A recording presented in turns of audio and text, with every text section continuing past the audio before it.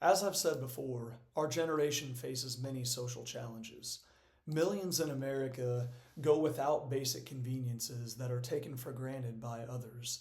Many live with little hope for economic advancement due to circumstances that are largely beyond their control. There are many who don't have homes to live in. There are children and adults who don't have enough food to eat week in and week out. Poverty in other countries is appalling, even compared to some of the worst conditions in the United States. In Africa, there are more than 10 times as many people living below the defined poverty line as there are in the US. And there are other regions in the world with hundreds of millions of people living in poverty. We are struggling to furnish the best possible education for the largest amount of people so that the next generation can go confidently out into the world. In this struggle, it always seems to feel like we're moving forward too slowly, or even that we're moving backwards sometimes. This is a hotly debated issue with a great division between the opposing viewpoints. When it comes to healthcare, especially in the US, we have the sense that our healthcare is getting worse and worse, while in general getting more and more expensive through time. The system we have is too complicated for almost anyone to understand, and there's enough red tape, paperwork, and strange rules to drive most of us crazy, especially the people who work in healthcare. We face the challenge of how to maintain an optimal relationship with our environment, how to survive and thrive without destroying precious resources and harming the environment without realizing it. The choices we make today will likely have profound consequences for future generations. We face the challenge of creating an environment of tolerance and respect, one that honors all people no matter where they come from, what they look like, or what they might believe. This is only a small sample of our major social problems. There are, of course, many others that we face. I've noticed something striking in our public discourse about our major social problems. In most of the issues, most of the time, we have this false dichotomy, a false division in the way that we see things. We tend to separate people into two groups, one that wants to change things for the better, and another that wants to maintain the status quo at all costs, no matter how bad the present is.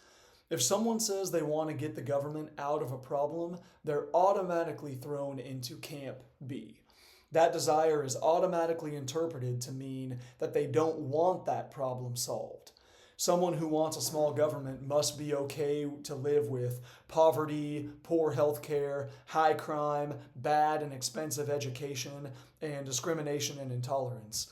It's probably just another person who lives a life that's relatively insulated from these problems, so they don't care. They don't really know how hard it is. They've never had to live in poverty. They've never been discriminated against. Why would they care about healing and reducing discrimination? They've never had a problem because of environmental degradation. Why would they care about our relationship with the environment? They would gladly just sweep these problems under the rug and hear as little about them as possible. Just keep on going to their children's baseball games, going about their lives, and pretending these issues don't really exist. Meanwhile, the people who actually want change and who are willing to fight for others who have less than them and solve social problems are busily working to expand the government's role in making our society better.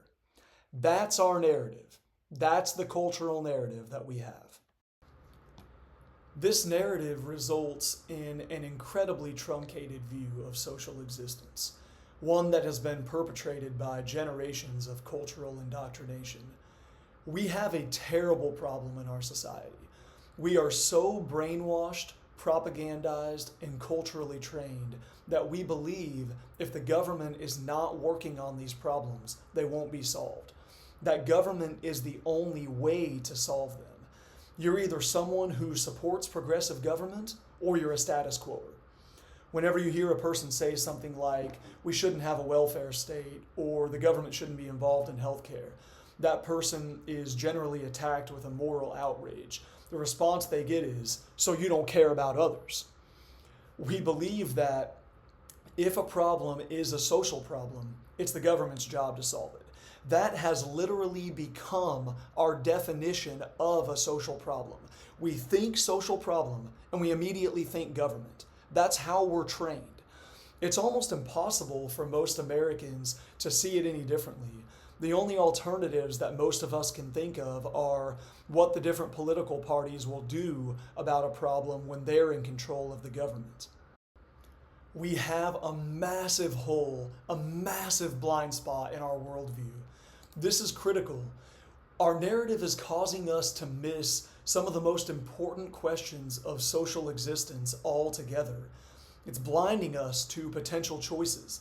This is important because you can't make a choice that you don't perceive. We've got to expand our worldview so we can expand our choices. Once we're able to see more choices and more options, we'll be able to understand that there's different solutions and there's more hope than we generally believe. So as mentioned, we see our nation, really our world, as a place divided into two groups. One that wants to solve social problems, and the other that wants to keep the status quo. This is a false division. This division creates a great deal of wasted energy in the form of moral outrage and self-righteousness.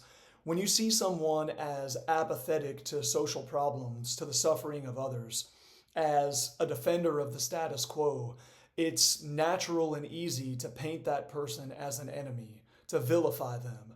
We see this all the time in our society. That's most of what our narrative is. However, it's a total waste of energy. It's based in illusion. Poverty, discrimination, poor health care, poor education, environmental degradation. Who would ever be against solving those problems? Who doesn't want that? Virtually all reasonably intelligent people want those problems to be solved. The burning question is not, do we work to solve these problems or not? Everybody wants these problems to be solved. Who would ever be against that? The burning question is, how do we solve them? How do we do that? That's the question. We have two basic options. One option is to use violence. Some people can use a gun to force everyone else to take actions that they wouldn't take otherwise in order to direct attention and resources to specific problems. That's the government way. Remember that government is the agency of violence, and every one of its actions, functions, and programs operates on violence and the threat of it. This way never achieves the desired result and always comes with profound unintended consequences. The other way to solve problems is the peaceful way, using persuasion to convince people to modify their choices and behaviors voluntarily. This can include educational campaigns, peaceful boycotts, peaceful protests, and countless other activities. The possibilities are truly limitless in a world of instantaneous global communication. Peaceful can be extremely powerful, even aggressive in a sense. A peaceful boycott can be the end of a company. So can an educational campaign about the dishonest or harmful practices of an organization. Did you ever stop buying stuff from a company because of things you heard from other people? If you see something that can be improved, you can make pressure. You can create a campaign to motivate and encourage other people to care about it too. If you care enough about a social problem, you can work on it. You can start your own organization to solve it. One of the most important questions of social existence is how we regard violence. When does it make sense to use violence? Should we use force? Is there any goal that coercion should be used to achieve? And yet, this question is completely swept under the rug in our culture while we simultaneously use violence, government, every single day to try and solve our problems. The people in government want it that way. In the brilliant words of William Rees-Mogg and James Dale Davidson, their coercive power is confidently held, respectfully regarded, and rarely displayed conspicuously. The people in government are happiest when we forget that their institution is a violent one. However, despite how rarely they actually have to conspicuously display their coercive power to the average citizen, the fact remains that All government action operates on violence. When we start to understand that that's what the government is, nothing more than a coercive agency, and we understand how important the question of violence is in social existence, we might start to question some of the fundamental assumptions in our culture. One of these assumptions is the burden of proof. Right now, in the current way of doing things in the United States, the burden of proof rests with any person who would do away with a government program. They're expected to justify why they want to get rid of the program and how they will ensure things don't fall apart when the program is gone. We're in a situation where there's an unlimited license for violence, physical coercion, and legalized theft, as long as it's the government that's doing it. But people who want to live peacefully have to justify why they want that. It's like someone breaking into your house, holding you at gunpoint, and then demanding from you an elevator pitch explaining why you need your money and possessions more than they do. We got it totally backwards. The burden of proof should always be on any people who want to use violence to get things done. They should have to explain why they feel justified to use the police force to take your time, to take your money, to restrict your choices and actions in order to achieve goals that they believe are important. No person should have to justify why they want to live peacefully without coercion. But if we don't use government, what will we do? Any social problem can be solved. In fact, it's not binary, it's not solved and unsolved. It's a progression to a better and better state through time. We think about society 500 years ago and what we know about it. Many, many things that we have today are better than what people had then. And I think that most of us would like to believe people 500 years from today will inherit something better than what we're experiencing.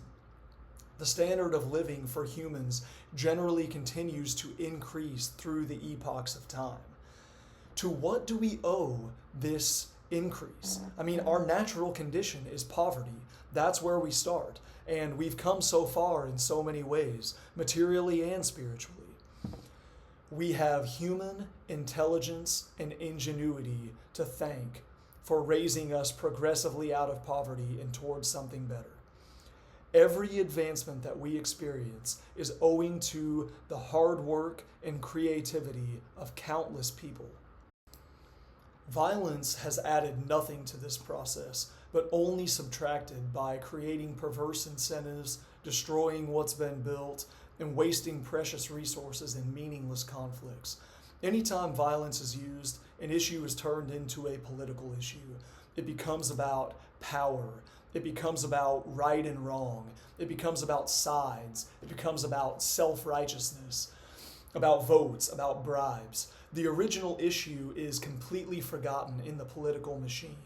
So many precious resources, especially our attention and intelligence, are dumped into a useless political black hole instead of going toward actually solving the problem that we set out to solve in the first place. In America, we have been fooled into mistaking a correlation for a causation. Our standard of living has mostly gone up for 200 years.